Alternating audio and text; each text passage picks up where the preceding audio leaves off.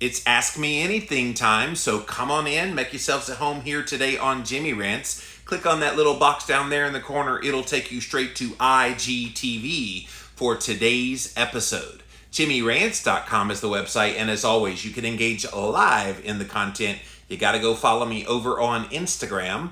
I am at Living Low Carb Man, LivinLowCarbMan. Once you're there, engage live in the content, just like Sherry, who came in to say hello, and so many other people coming in right now. Thank you all for being here today on Jimmy Rants. If you can also watch it over on my Facebook page, because we do simulcast live over here as well. And I see Shirley, one of my regulars over on the YouTube stream, just came in. Thank you all for being here today on Jimmy Rants. Missed the live here on Instagram. It's okay. We do go live Monday through Friday, 11 a.m. Eastern, but you can watch it on replay on demand. I love kind of the Netflix nature of IGTV. You can go back and watch any past episode right here on Instagram on IGTV. Just go to my page, Living Low Carb Man. We also put all the past episodes up over on YouTube. Type in a keyword, Jimmy Rants. You'll find the show, or youtube.com/Living Low Carb Man. And then finally, we do have an official website for this show. JimmyRants.com is the website. You can see all the past episodes there. And then while you're there, if you like what we do here, definitely click on the Patreon link, and any donation of any amount would be greatly appreciated. Okay, guys, we made it to another Friday. This is literally my favorite episode to do of the week, because I never know what you're going to throw at me question-wise.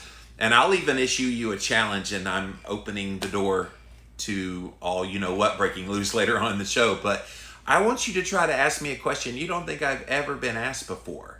I've been on many podcasts, and that's literally my go-to thing to all of the podcasts that I've ever been on as a guest, is ask me something you don't think I've been asked before. This should be interesting to see what you come up with. But as usual, you can ask me anything. Keto, low carb, podcasting, writing books, fasting, cholesterol, you name it. You guys know me well. You know what I'm about. So if you have questions or anything personal you want to know about me, I would be delighted to answer those questions for you. But as always, on Ask Me Anything, I have a little stack of stuff here, quick little bites of things that I thought would be interesting to share with you guys while you're writing your questions. So you've got your duty. Go start writing your questions on this Ask Me Anything, and when the time comes, I will come to you guys. All right. China is pointing to shrimp as a new COVID-19 carrier. Have you heard about this? So China said some samples of their shrimp that they export out have tested positive for COVID-19, which raises the question about whether it can be spread through food. The virus tested positive on both the inside and the outside of the shrimp packaging, which means it could have been contaminated by people who had COVID-19, then touching the outside of the package and the inside, which means the workers in the factory. The samples were from 3 Ecuadorian plants, and imports from those processors has been halted. The test doesn't mean that the virus is currently contagious, but it does say that food safety needs to be a little better off. Now, first thing I thought of when I saw this, they said the same thing happened to salmon. First thing I thought of is, isn't it convenient it was a meat that they found it on? And salmon was the other meat they found it on. I wonder if they're going to have any kind of processors of vegetable type products where they find COVID-19. I still think there's kind of this underbelly where they're trying to move us all away from animal-based foods more to plant-based ones. Could this be a part of the propaganda of that? I don't know. I'm thinking out loud. I'm skeptical about everything. Just have to throw that out there. Have you heard about what's happening with the colleges this fall? So a lot of them are coming back to their regular schedule, but they're not going to be on campus. So everything's going to be virtual. But the problem is all these virtual classes are going to be the same tuition. Harvard University is the one that's getting all the attention right now. Harvard is going to charge their full price, even though not one single class will be on campus.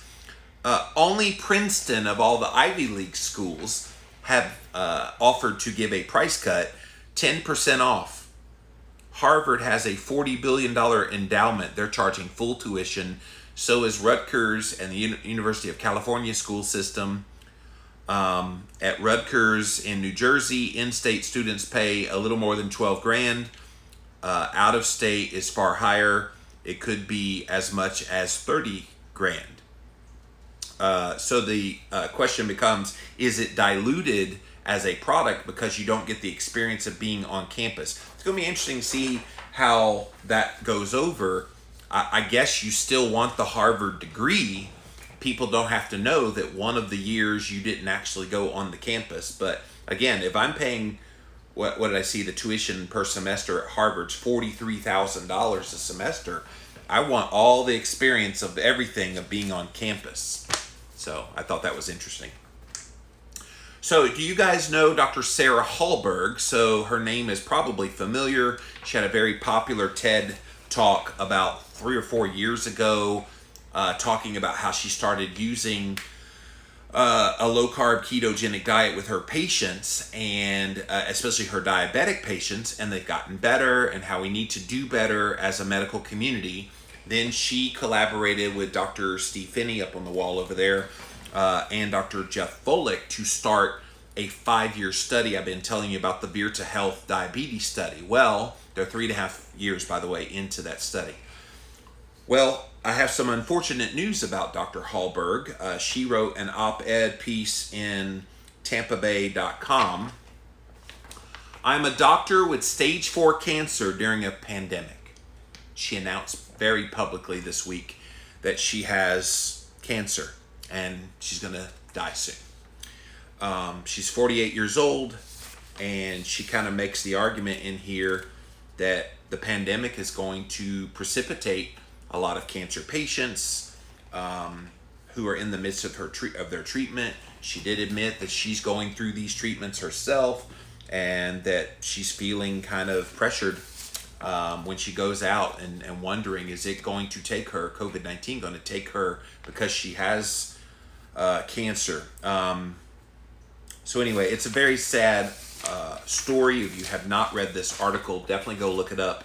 I'm a doctor with stage 4 cancer during a pandemic. Dr. Sarah Hallberg, she is one of our own, and she has a cancer diagnosis that's terminal. Let's see.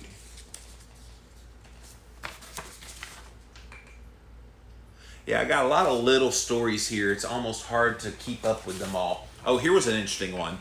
A new approach for treating vascular insulin damage in coronary heart disease. So there's a team of researchers affiliated with institutions in the UK, Greece, and Germany. They found a new way to treat insulin-damaged blood vessels associated with heart disease. They had a paper published in the journal Science Translational Medicine.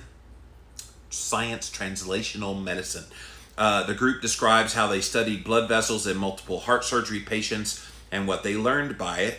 And so what they did was they took a look at these patients, analyzed the blood vessels of 674 patients. They found that the blood vessels were resistant to insulin.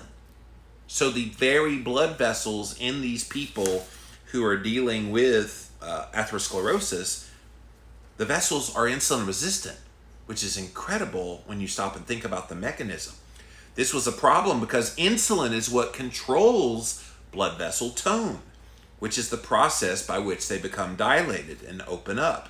More open blood vessels allow for more blood to pass through, whereas more constricted vessels allow less, which will increase your blood pressure, which is a precursor to having heart disease. The researchers also found evidence of stress in the blood vessels because of oxygen molecules, and more importantly, they found that insulin led to problems with the cells that line the inside of the vessels. This was all important because what this means is this is treatable. To that end, they're starting to look at mice and human patients using an inhibitor of the enzyme DPP4, which reduces oxidative stress on the blood vessels. And they're also looking at the benefits of a low-carb, high-fat diet. So like all these people who think eating fat is going to lead to an increase in heart disease. It looks like it's exactly the opposite. So the research is called Insulin-Induced Vascular Redox Dysregulation in Human Atherosclerosis is ameliorated by dipeptidyl peptidase 4 inhibition. It's published in the 2020 edition of Science Translational Medicine. The name of the researcher, Ioannis Akominakis. So sorry, I just slaughtered the name, but Akoumianakis et al. I thought that was really interesting information, that there is an insulin connection, which reinforces what I've said about heart disease. It's just another form of insulin resistance. You know, we want to look at insulin resistance and primarily look at things like type 2 diabetes, but heart disease is one of those manifestations. And now we have new research that shows, yes, indeed, it is a manifestation and part of that. Finally, let me hit this one. In San Antonio, Texas, the Texas Division of Emergency Management is advising residents to start considering wearing a mask at all times, even when you're in your home. He did an interview and said, we need people to be wearing their masks out in public, and they're doing a great job of doing that. We still need people to social distance and isolate, but the one thing I want to get across today is we need to do that when we're in our homes as well, says Nim Kidd. And he says, as you know, I'm a lifelong San Antonian, grew up here. While we believe the community is doing a great job following the rules when they're outside the home, we really need to be thinking about doing the same thing when we're inside the home. So what do you think about it? There's a lot of people kind of opposed to wearing a mask out in public. Now they're recommending, at least in San Antonio, Texas, to wear it inside your home, to which I kind of go, okay, are you fearful of the other people in your house? And is it only for people that have an elderly person in their house? What if you live alone? I live alone. Would I be required to put on a mask living alone? Anyway, it was just so generic that it was kind of interesting. And I can see certain people going, yeah, right. I already don't want to wear one in public, much less inside my own home. So just thought that was interesting. And speaking of masks, I did ask the question today and put out this call of, hey, look, if you are in favor of not wearing a mask, then, okay, let's have that articulation of why you believe that. And same with the other. If you're in favor of wearing a mask, articulate clearly your reasons. Now, what I've seen happening, and even when I posted about this on social media today, what I've seen happen is people say, well, there's plenty of evidence for it. Here's a YouTube video that has 70 studies that show you all the evidence you ever needed to know. Now go wear a damn mask. Do you think that tactic is going to actually help someone who does not believe in wearing a mask to go wear one? I don't think so. And then vice versa. If you're someone who does not believe in wearing a mask, well, they're taking away my constitutional rights and liberties. Okay, that's good. Okay.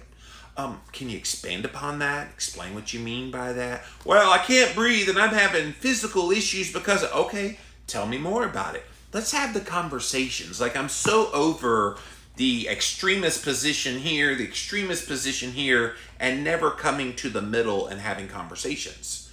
Because my style is, okay, if I disagree with you, you're not my mortal enemy. If I disagree with you, it just means, okay, I need to learn why you believe what you believe that runs counter to what I believe. Like, since when did we come to this point that it's this all or nothing? And in my post that I wrote on social media, I was like, it's ridiculous what's happened, how this has been tied into politics now, that if you're wearing a mask, you're for Joe Biden for president. If you don't wear a mask, you must be for Trump for president. And then there's that whole dynamic of those factions of people coming out and with all their extremist reviews on of each other on both sides of that. I'm over it. Like, I can't be the only one that thinks all of that's just so stupid ridiculous. So I did ask the question, what you think about it. So let's see what a few of those are. This person says, no, they're ineffective, claustrophobic. and we all have to get it, plus the tests are highly inaccurate. So that's one of the arguments that has been made against wearing a mask. Another person said mask wearers don't realize they can still get infected through the eyes. And that's a medical doctor that actually wrote that one here. And again, I asked, what's your opinion about masks? I don't love them, but will for the time being. So there's a lot of people that they're kind of skeptical about whether it's good or not, but they're wearing them just because they feel like they might be doing some good. My oxygen levels drop. It takes too long to recover because I have autoimmune. And that's a concern that a lot of people are expressing. Someone else said this is overinflated. I wash my hands, cover my face if I sneeze or cough. I only wear one at the grocery store, but I keep it under my nose. They won't let you in without it. And then finally, no, it does protect you from does not protect you from COVID, and is fear-based. So that's just some of the thoughts people had about the masks. I just find it interesting how the mask became such a political hot potato, and now you've got these factions like it's even worse than racism. It's maskism. Like, do you feel like we're kind of under the you're a maskist if you say something bad about somebody with whatever their choice to do with a mask is? I find it an interesting dichotomy of things and beliefs in this country, and how people just so quickly let that be a divisive thing for them. So anyway, I'm an observer. I watch all these things and I kind of go, okay, that's interesting. I want to know why this group thinks that group's wackadoodle and vice versa. And maybe if you have those people talk it out, we come to a middle conclusion of understanding. Or maybe not. Maybe just people want to bicker over everything. So, all right, it's your turn, you guys. If you just joined us, this is Ask Me Anything. So literally on Fridays at 11 a.m. Eastern Time, I always open the floor to you. You have any questions you want to ask me about keto, about fasting, cholesterol, podcasting, book writing, anything personal about me, chicken owning. I have backyard chickens, really anything you want to ask about. This is your time to shine.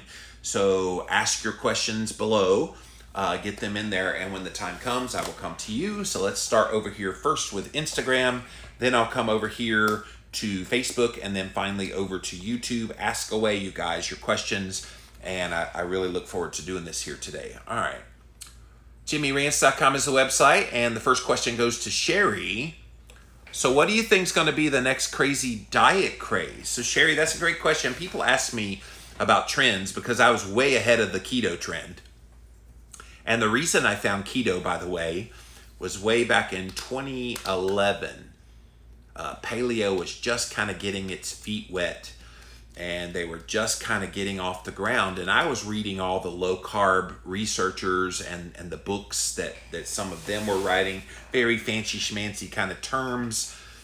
So it was on my radar screen. Now I had heard about ketogenic diets because I was in the low carb world already, but nobody was like really pushing keto. And then I started learning more about it, learned about blood ketones, testing those, and then started doing my own experiments, started sharing people, hey, test your blood ketones. I know everybody pees on the stick, blah, blah, blah. So that's how I got into keto, and it later developed into my book that came out in 2014 called Keto Clarity. And so that's how this book came. And then shortly thereafter, releasing Keto Clarity within 3 years, keto was the next big craze. I'm not claiming to have started that craze, but I certainly had a book that a lot of people said inspired them to go keto. So some people would say carnivore would kind of be the next trend after keto, as keto is starting to fade. And I think carnivore is having its moment right now.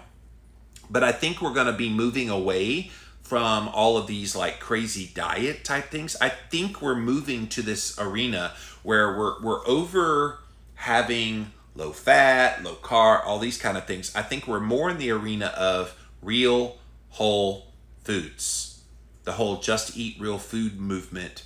And it started about a decade ago, the whole JERF, just eat real food. I think it's finally going to take hold, because I think most of us understand, most of us in this that keep up with diet trends, they understand that we want to keep generally our carbohydrates on the lower side.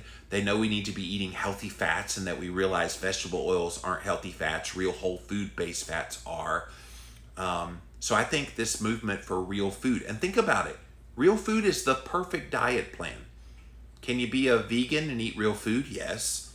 Can you be a carnivore and eat real food? Yes. Can you eat paleo and eat real food? Yes. Can you eat keto and eat real food? Yes. Why is a real food diet as a diet trend ever a bad idea? It's kind of like fasting. I said this on an interview the other day. Fasting is the perfect modality because it fits with all diets. And so I think real food does the same thing. So I would not be surprised if we have a greater emphasis on kind of a real food-based diet. And we were already moving in that direction before COVID-19. Now, some of the challenges with that is some of the real foods are now more expensive, especially in the meat department. But that'll level out at some point. But I do think that's the next trend. Now, the monkey wrench in all of this is we still have a very heavily funded by multi-billionaires. We have a heavily funded plant-based movement out there. And they've always been there. It's not that they're popular. They generally comprise about 3% of the population are on some kind of a plant-based diet, vegan, vegetarian, even pescatarian, at some point. But yeah, the problem is they have a lot of funding of all these plant-based burgers and pushing out the books and then the documentaries that they keep coming out, like Game Changer, What the Health, all those kinds of things. So they're always going to be a monkey wrench in what the next diet trend is. I think people are seeing more and more how irrelevant they are because they just keep repeating the same failed epidemiological types of studies. They don't ever show any actual evidence from randomized controlled trials. All they have is propaganda and lies. I don't think they'll ever get a strong foothold, but they will always have a foot in the door of the conversation. But real whole food, I think, is that next diet trend. Thank you for that question. Leslie says, have you tried glycine or magtine to improve sleep? We track with the Oura Ring and have been seeing longer REM and deep sleep. What do you think is a good amount of time for deep sleep? So lots of questions there. I have not used glycine or magtine to improve my sleep quality. My sleep, pretty much my routine for getting good sleep, and I'll get to your quality of sleep here in a minute question. I like getting sunlight during the day. So right now it's about 11:30 and it's bright sunshine out there. Somewhere around the morning time, like 7, 8 o'clock in the morning, as the sun's coming up over there, I get outside and let that sun hit my face and let the sun get in the eyeballs, not staring at it, but just let it expose to it. Then around midday, so after I'm done with Jimmy Rants here, I'll get out there. I've got to mow my grass today. So I'll get out there and I'll get midday sun in my eyes. And then generally around late in the day, maybe around 5, 6 o'clock in the afternoon, I'll let the late day sun get in my eyes. And what is that doing? That is entraining my brain to know that it's morning, it's noon, and it's night. You might think, okay, that's not doing anything. Want to bet? That's actually telling your brain that you've been through a day cycle, and that helps you sleep so much at night. I also take some magnesium when I struggle with sleep about an hour before bedtime. Try to get magnesium like glycinate, maybe magnesium oxide, but magnesium glycinate is one of the better ones. Avoid magnesium citrate because that will give you poopy pants, and I don't think you want to do that when you're trying to sleep at night. I also bring the lights way down low at night and then as pitch black as I can possibly get it in my sleep environment. I also turn the air down extremely low. Hold on to your hats. 65 degrees at night. I tend to run a little bit hotter in general. So I also have fans that blow on me to try to keep my body temperature low, because when you're cool, your body will get that good restorative REM and deep sleep. So I too wear an Oura Ring. They're not a sponsor or anything, but I love the data that I get from it. And if you follow me here on Instagram, every single day on my stories, I post my sleep. So if you miss my stories, then you're missing my sleep data. But I throw it up every single day so you can see exactly how much REM and deep. And I've had some struggles because of some of the stresses lately, but in general, I do pretty good. In fact, last night alone, I had 3 hours of deep sleep and then about an hour and a half of REM. So really, really incredible. So your question was, what do you think is a good amount of time for deep sleep? So I hate to quantify it because I think it's going to depend on person to person. I don't want to discourage someone who's just getting started on fixing their sleep to give them some number that in their mind seems unattainable. In fact, sometimes when I post my data, people will write me, oh, I wish I could get 3 hours of deep sleep. And I'm like, okay, but I've worked on this a long time. Other people are just starting to work on it. I think if you get cumulative between deep sleep and REM sleep, if you cumulatively with those two numbers get about 3 hours of sleep that is both REM and deep, that's a good starting goal. Because if you got 3 hours of restorative sleep, which is what both of those are, then you probably are going to be pretty rested the next day. So that could be an hour and a half of deep, an hour and a half of REM. Or it could be 2 hours of deep and 1 hour of REM. What you'll find is the more you work on this, the more you do all these things that I was just talking about, cool environment, wearing maybe blue blockers at night, getting sunlight in the eye during the day, on and on and on, all these things. You'll find that over time, that 3 hours will then become 3.5 hours, and then 4 hours. And like I said, last night, I had 4.5 hours of that restorative sleep. It's just a process, and you got to be patient with it. One thing I would advise you not to do if you're trying to improve your sleep is try as best as you can to avoid supplementing with melatonin. I know people are like, oh man, I take melatonin and I sleep like a baby. Well, okay, you will for a bit. But then what happens when your body says, okay, you look like you have enough melatonin, it stops making it endogenously. Because we all have an endogenous melatonin mechanism. So when your body notes that you're getting some exogenously, it shuts down all production of melatonin endogenously, which indirectly makes you addicted to having to take that exogenous source of melatonin.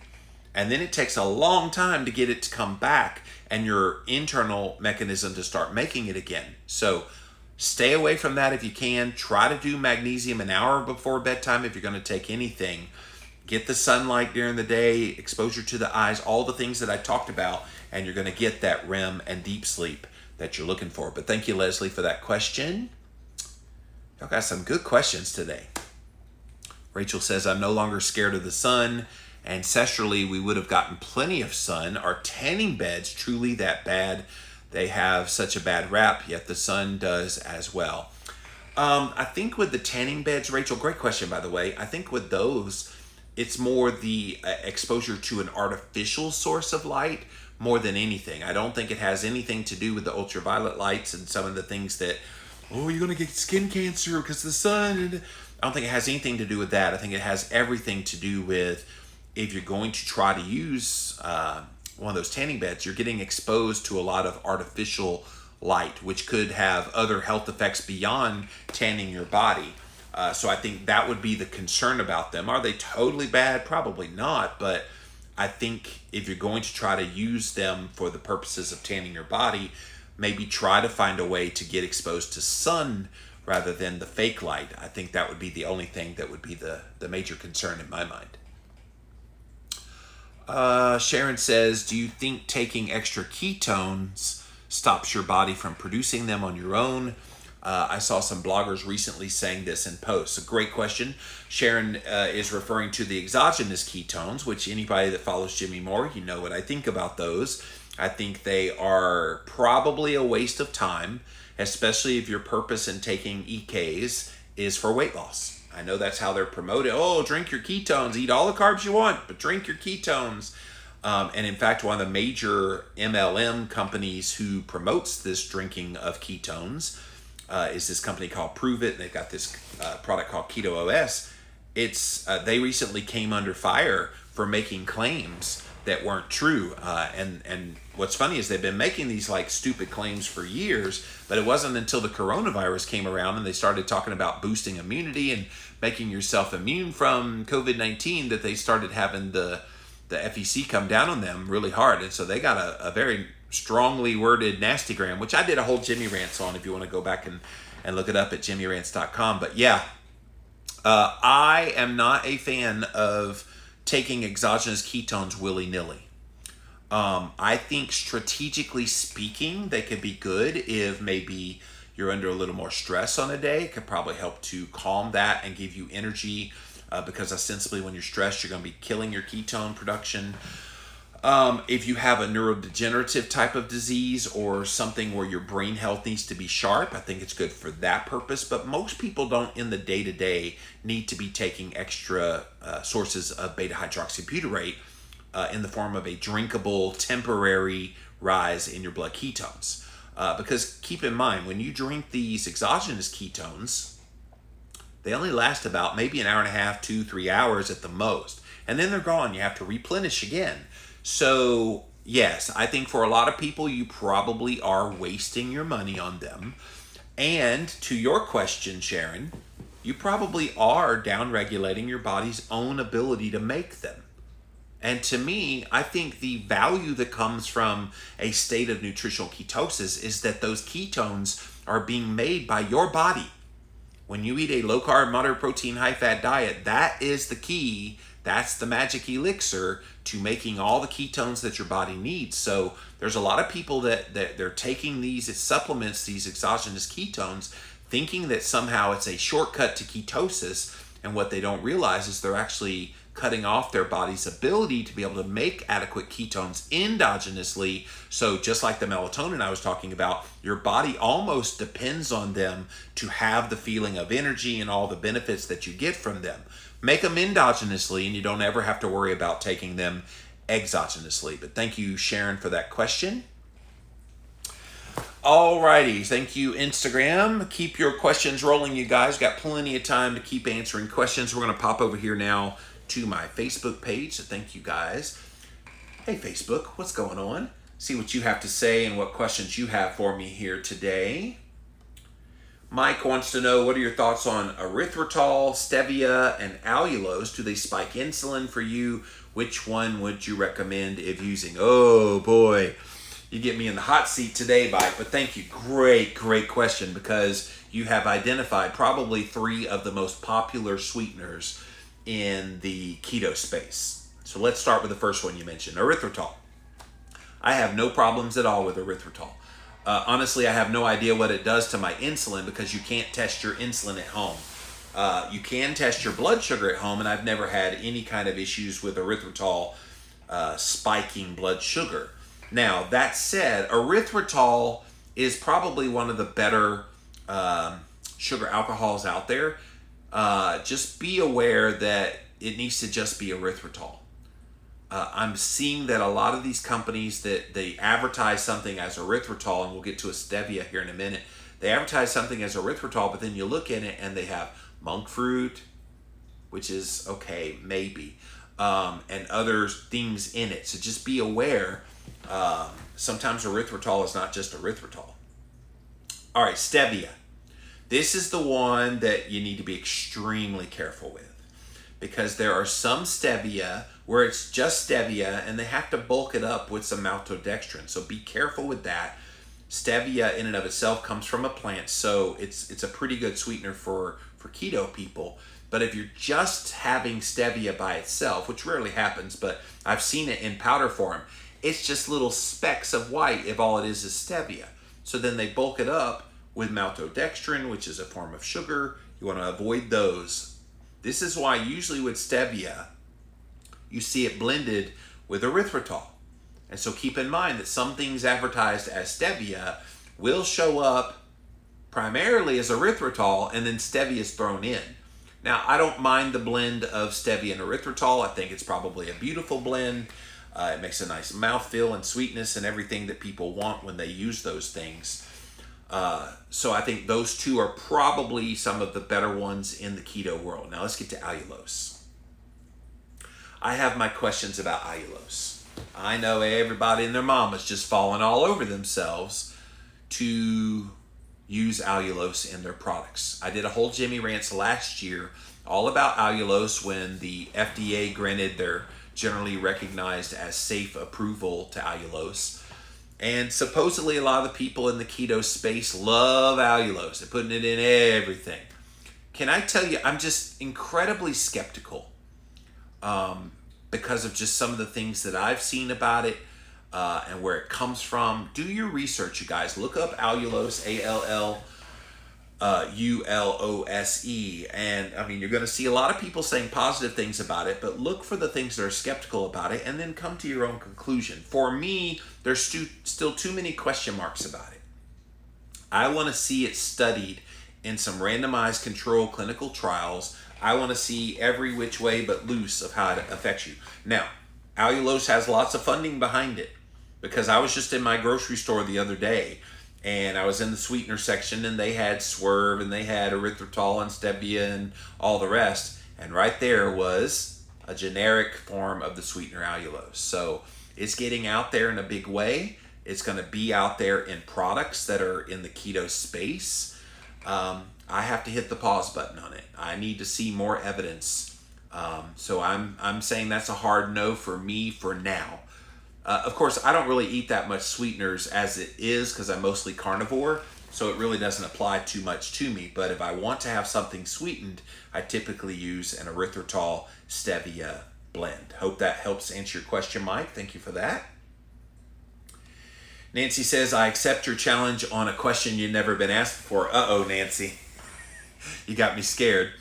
I'm a city girl. I know nothing about how to raise chickens. Are all the eggs the chickens lay fertilized and could become chicks, or is there a way to figure that out before you eat them? I've wondered about that for years. So, truth be told, I'm a city boy as well. I never was a country boy. I know I talk like a country hick, but not everybody that talks like this is from the country.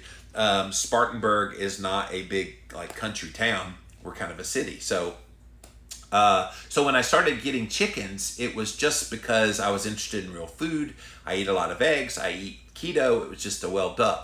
And then I started loving it. Once I had a few chickens, I had a bunch of chickens, as many as 30 at one time. I currently have 19 chickens, and they give me about a dozen a day of eggs. So love that. All right, so to your question, and you're right, I've never been asked about this. Thank you for that. Are all the eggs the chickens lay fertilized? So to fertilize a chicken egg, you need to have a rooster, and I don't have any roosters in my flock. Some people don't think that hens will lay unless you have a rooster. That's a misnomer. Number one, I'm not allowed to have a rooster because at 5:30 in the morning would not go over well in my little community. I just don't have a rooster in my flock. So no, the answer to your question, no, they do not need to be fertilized. If they were fertilized, yes, they could eventually become a chicken. Now it would take so long for that to happen. You're going to grab the eggs and you're going to eat them long before that would happen. Although I did see on Facebook today, there was this video where this mom played a prank. Was it Facebook? Might have been TikTok. Anyway, I saw it somewhere. The mom played a prank. She pulled out an egg and she said, come here, to her daughter. Come here. Looks like oh my God, there's a chicken there about to lay. And da-da-da. And she's like, got it in her hand. And then it comes to the end and the mom was poking her finger in a hole through and making it look like there was a baby chicken there. No, there will be no chickens growing in a refrigerator. But yeah, ostensibly, if you had a rooster and fertilizer, it would not be a problem because you're going to be eating them long before that would happen. But thank you for that question. I've never been asked before, Nancy. That was really good. Cindy and Jimmy says, any help finding a cardiologist that supports our belief? Anything within 2 or 3 hour drive? Well, I don't know where you live, so I have no idea with a 2 to 3 hour drive. I will tell you there are several cardiologists that are available and in the ketogenic low carb field. Definitely look up Brett Scher. So he is the medical director for dietdoctor.com. He is a big time cardiologist, big time into low carb ketogenic diets. There's a bunch of them here. Just Google Brett's name and even reach out to him. I know he's on Instagram. He's probably here on Facebook, but he's with dietdoctor.com. And if he can't help you, then surely he knows somebody in his network who could help you. But that's how you'll find him. Mike said, I started taking exogenous ketones for energy and brain function, started on them, and then learned about the keto diet. Yes, and so now you eat keto. Norma wants to know... Norma asked me. Yes, sorry, Norma, you did ask about my ankle. So about a month and a half, 2 months ago, I had to go to the emergency room because my right ankle was swollen and sore, and it was really hurting. And the doctor thought I had gout, a form of gout. And he gave me a prescription for a medication. I never took the medication. I reached out to a lot of my natural medicine friends, and they said, try cherry tart extract. And so I started taking some of that. I was thinking it was going to be gross, but it actually tasted pretty good.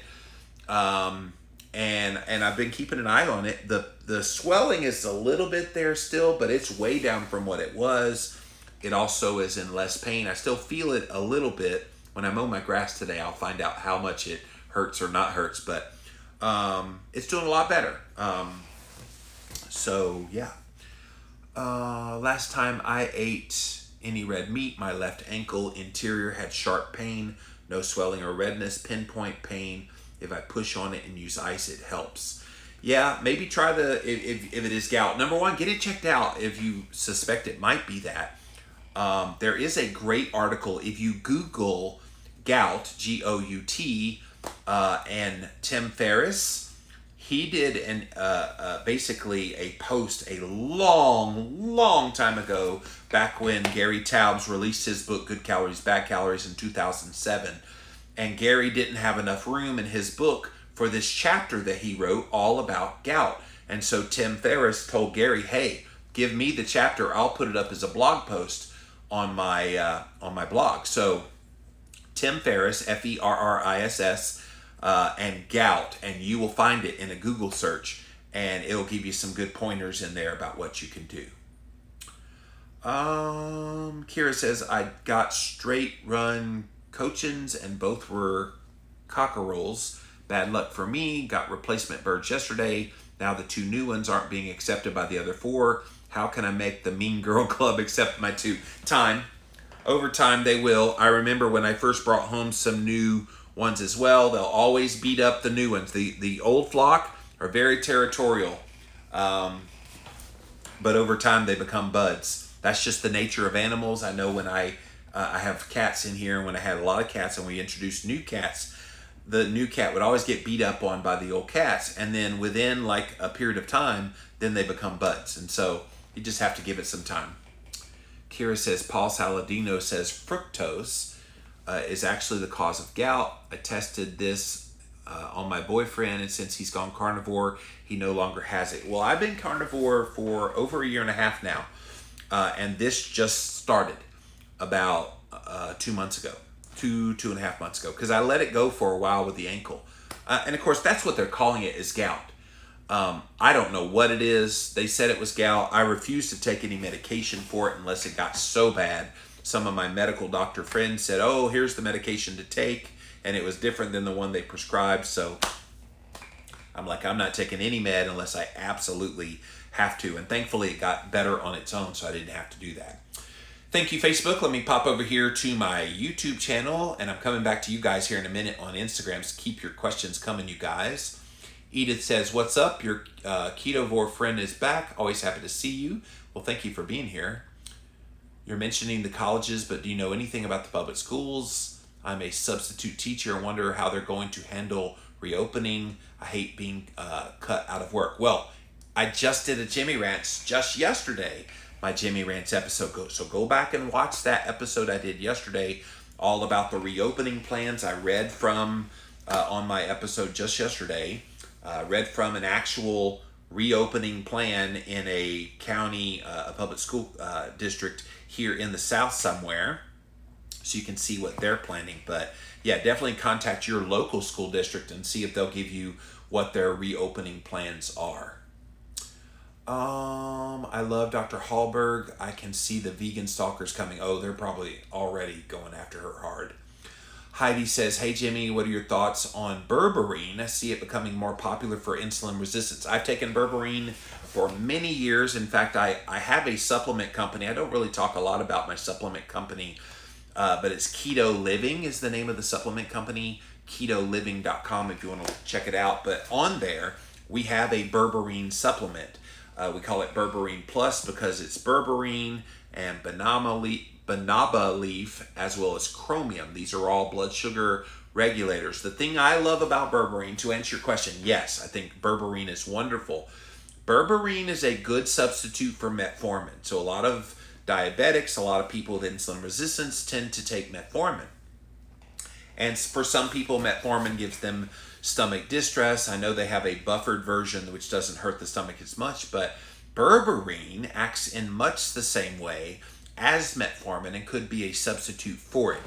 Berberine also gives you some of the same kinds of effects you would get from a statin medication. So if you take Lipitor, Crestor, or one of these other cholesterol lowering medications, berberine can be helpful. It's not a statin, so don't freak out. Obviously, I would not be in favor of it if it was a statin, but it can give you some of those same benefits that you get from a statin. So yeah, I'm a huge fan of berberine, especially for people who have insulin resistance. Harpsy says, I get night cramps. What should I do? Well, it depends on what you're talking about. Cramps. You're talking about leg cramps. So if you get leg cramps, that's an electrolyte imbalance. So magnesium, potassium, sodium. You might try to just take a little more salt at night. I use Redmond's Real Salt. And then some of these like little drops and things that have some concentrated forms of electrolytes. But people neglect their electrolytes notoriously. So if you don't mind your electrolytes, then they will come back to get you. And so just make sure that you're getting plenty of electrolytes, and that will help. Also drink ample amounts of water. Dehydration can also cause those cramps. So sorry you're dealing with those. I know what that feels like. It hurts like the dickens, but it is fixable with proper hydration and electrolyte supplementation. Thank you, YouTube. I'm going to pop over here again to Instagram. See what you guys, if you have any other questions. Lauren says, I only use pure plant stevia with no additives. Yeah, you can get that now. It's a little bit harder to find. I like the liquid stevia drops. I use those quite a bit in my own when I'm cooking. I like to squirt those in there because basically it's just stevia and water. And you get all the flavor that you need without any kind of bulking agent. Rachel says, is keto really on the downtrend? I'm trying to be an influencer in this space. Am I too late to the game? Great question, Rachel. Keto as a movement is starting to be on the downtrend. Yes. Keto as a food trend is still very much hot. Keto as a publishing trend, in other words, books, is well on its way out. I can tell you that when the trend was at its peak, as far as book sales go, was about 2 years ago. And 2 years ago was when I started to see that trend starting to go down. It hit a peak and then it started to go down. And so a lot of people were like, okay, what's going on here? It just means I think the market got so saturated with so many books that people just got overloaded by keto stuff. And the problem for me as an author in the keto space was I wrote Keto Clarity, and it was pretty much most of what I wanted to write about when it came to keto. But then the publisher was like, all right, you have a successful book in keto. When's your next keto book? And I'm like, keto book? Like, I wrote 5 more after that. And I love all my books, don't get me wrong, but it was almost like trying to share a new way to skin a cat. And it's like, okay, there's one way to skin a cat. And you don't need to keep telling people different angles. And so I think keto became this popular trend, but then at some point it became this saturated, overpopulated trend. And so as a trend, if you're trying to be an influencer in keto, there's always going to be people who will have questions about keto, and I will always answer those people. But even I am starting to look at, okay, what are some other opportunities that I can have moving forward in the future to shift? And I've done this a few times in my career being online, been online 15 plus years. I haven't always talked about keto. I started with low carb diets and weight loss, and then I started talking real food and kind of a low carb paleo, and then I went to keto, and I've started talking about carnivore, and now I'm even shifting away from some of the nutritional stuff and talking about cultural things. If you want to be an influencer, don't peg yourself into the corner of only being about one little thing like keto. I think when I started Living La Vida Low Carb, that was fortuitous that I called it that, because Living La Vida Low Carb, I will always be about low carb diets. That's never going to not be a thing for me. But had I called myself keto something, or can you imagine, because I did the Atkins diet, that I called myself Atkins man? How irrelevant would Atkins man be today versus living low carb man? It'd be really irrelevant. And so, yes, it is on the downtrend. I don't think it means you will have irrelevance, but you won't have this explosion of popularity that you think you will. You are on the tail end of the trend. The people that were influencers in keto actually started around 2015 was when they really started. And people like Keto Karma. Oh, by the way, Keto Karma, you guys know her. Simply Keto is her book. And she's, Suzanne Ryan is her name. She has created this company. I wanted to tell you about it, and I haven't even tried these yet.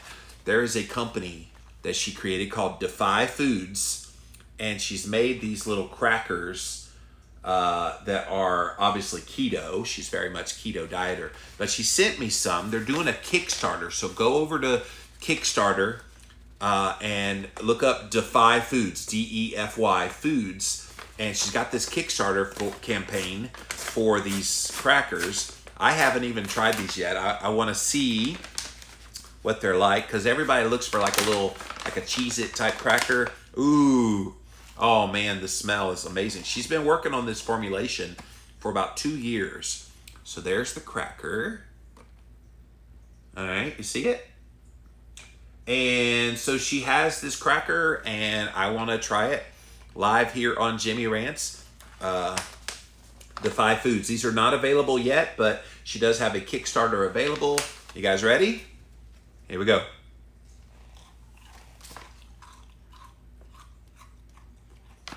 Got a nice crunch.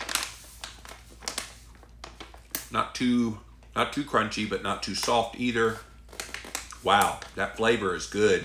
So this is a keto cheddar cracker. Wow, that's good. It needs some like spinach dip or something. But that's really good. Again, if you like Keto Karma, Suzanne Ryan, this is her company, Defy Foods. She sent me a bag of these to try. I told her I would try them live on Jimmy Ranch just to promote her Kickstarter for her. But Kickstarter, go look them up, Defy Foods. I need some water now.